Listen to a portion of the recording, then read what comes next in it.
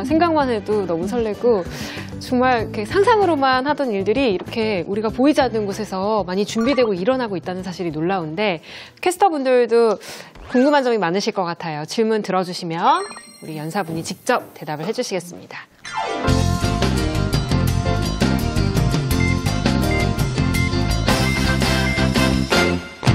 예전에는 우주 개발을 목적으로 다른 나라들이 경쟁했다면 지금 시대는 이제 다양한 업체들이 우주 여행 사업을 내놓기 위해서 맞는 뉴스페이스 시대인데 이제 우주 시대를 맞는 대한민국의 미래 전망이 궁금해서 이 질문을 드려봅니다. 네, 일단 위로 예습이 잘 되신 것 같아요. 뉴스페이스라는 단어를 정확하게 아시는 걸 보니까 과거에 미국이나 소련이 이제 서로 국력을 보여주기 위해서 우주 경쟁하던 시대를 올드 스페이스라고 우리가 얘기를 해요. 그래서 지금 이 뉴스페이스 시대는 그러면 민간이 하고 그러다 보니까 정부가 하기에는 조금 애매하고 작은 연구도 할 수 있게 됩니다. 그리고 민간이 하니까 돈을 벌어야 되잖아요. 그래서 우주 상품을 팔게 돼요. 그럼 이런 상황이 되면 우리나라도 이제 상당히 가능성이 이제 생기는 게 우주 화성까지 가는 엔진을 우리가 직접 개발할 필요는 없지만 화성에 가는 우주 여행을 하려면 무슨 인터페이스라든가 IT 기술 같은 게 많이 필요하거든요. 그런 부분은 우리나라가 굉장히 강점이 있습니다. 그리고 또 우주에 가서 뭐 달 기지를 건설한다든가 화성 기지를 건설한다든가 이런 것도 우리가 또 같이 할 수 있죠. 그래서 뉴스페이스 시대에는 우리가 전략을 잘 짜면 과거에는 우리가 좀 우주 강대국이 아니었지만 앞으로는 그 선도할 수 있는 국가가 될 수 있을 거라고 그렇게 생각하고 있습니다. 지금까지는 이제 프랑스, 그 유럽 우주국이나 네. 이제 러시아를 통해서 발사를 했는데 저희가 이번에 발사체를 만들면서 그러면 이제 인공위성을 실어서 보낼 수 있는 장점이 있는데 이제 한국의 인공위성 기술의 수준이 어느 정도 되는지 사실 그 발사체가 있는 이유는 위성을 올리기 위해서죠. 우리의 위성 기술 수준은 발사체보다 훨씬 더 앞서 있습니다. 그래서 한 100kg 내지 뭐 200kg 이런 위성들은 잘 만들 수 있고요. 그리고 천리안은 36,000km 있는 정지궤도를 돌 수 있는 통신 위성인데 그것도 우리가 만들었어요. 그래서 위성 기술은 우주 선진국으로 비교해 볼 때 10위보다 더 앞에 한 6위나 7위 정도 있는 편이고요.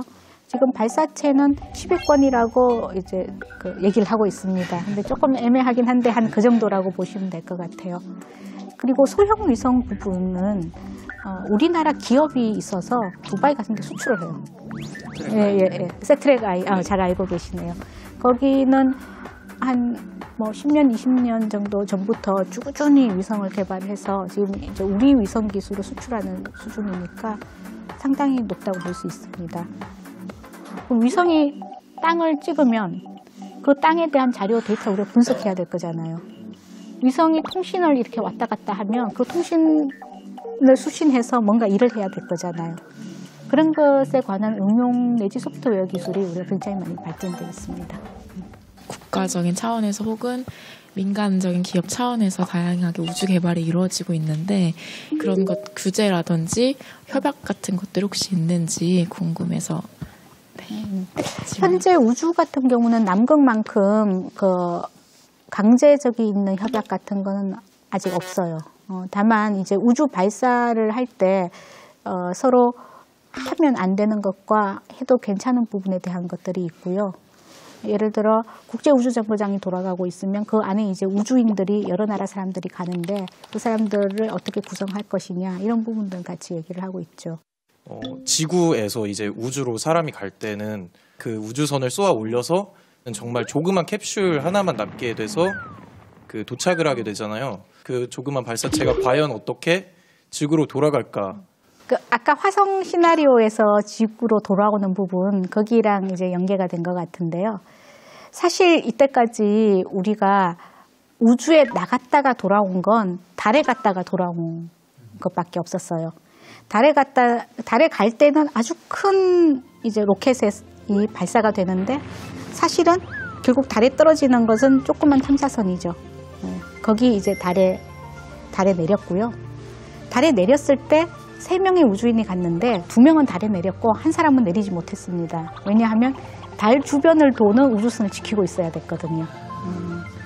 그래서 내려갔던 사람이 다시 그쪽으로 와서 그걸 타고 돌아오게 되는데 이제 달에서 올 때는 지구에서 올 만큼 힘이 그렇게 많이 들진 않아요. 그래서 딱 거기에 필요한 연료와 화력을 가지고 갑니다. 그래서 이렇게 돌아올 수 있었고요. 지구로 돌아올 때는 대기권을 들어오면 대기권에서 타서 엄청난 열이 발생해요. 그래서 내가 타고 있는 그 캡슐이 열에 강한 그런 엄청난 합금으로 만들어야 되고요. 돌아오면서 우주인들이 굉장히 몸에 스트레스를 많이 받습니다. 그걸 견딜 수 있는 정신력과 체력이 있어야 되고요. 주로 이제 바다에 떨어지죠. 바다에 떨어지거나 사막 같은 데 떨어지도록 되어 있습니다. 그리고 바다에 떨어지면 이걸 헤치고 나오는 수영 능력 같은 게 있어야 되고요. 혹시 내가 원래 계획된 곳에 안 떨어지고 엉뚱한 데 떨어질 수가 있어요. 그러면 몇 날 며칠을 구조대가 올 때까지 기다릴 수 있는 그 응급 조치도 이렇게 되어 있습니다. 이제 그런 부분들이 필요해요. 그리고 이게 화성에는 가본 적이 없기 때문에 100% 완결된 시나리오가 있는 건 아니에요. 그래서 제가 아까 설명드린 게 가장 최근까지 있었던 부분이고 화성에서 어떻게 연료를 만들어서 돌아올 우주선을 발진시키느냐 그것이 가장 큰 숙제입니다.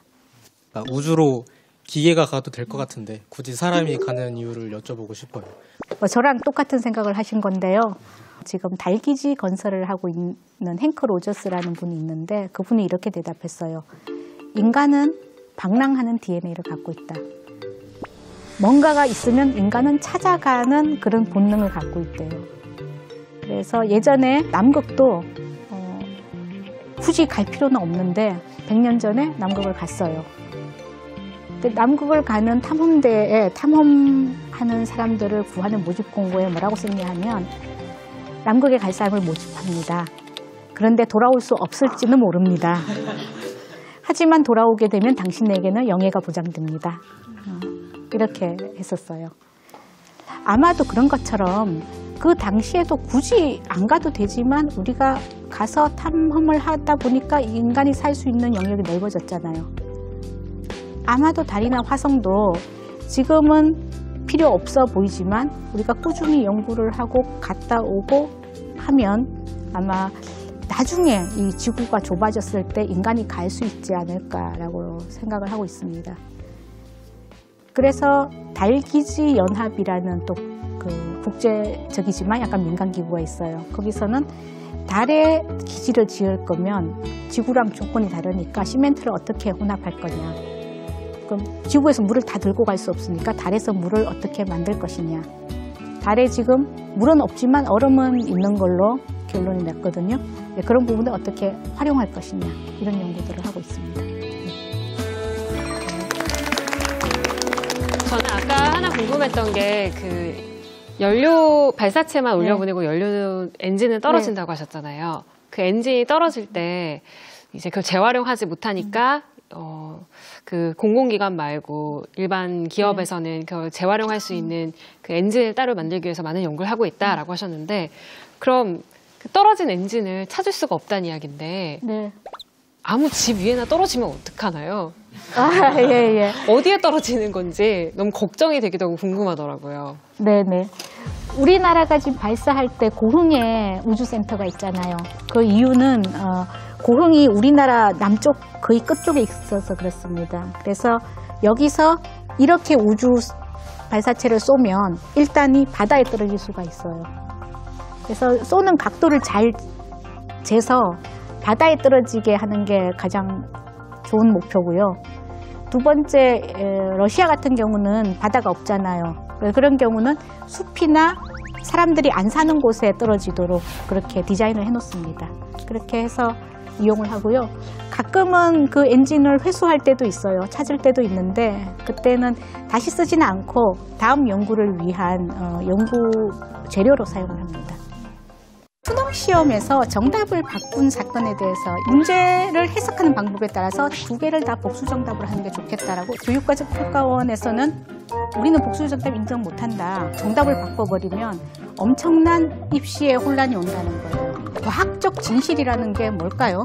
언론이 이리 왔다 저리 왔다 하면은 놀래서 저도 같이 처음엔 저도 좋은 기사를 쓰려고 그랬어요. 모든 언론들이 우리나라가 줄기세포 기술이 많아지고 모여서 다 줄기세포 얘기만 하는 거예요. 가짜 학회에 간 사람이 합해서 1578명 정도 됩니다. 마음의 갈등을 많이 느꼈어요. 그리고 왜 이렇게 사람들이 나쁘냐, 기사를 안 쓰는 게 낫지 않겠냐라고 얘기를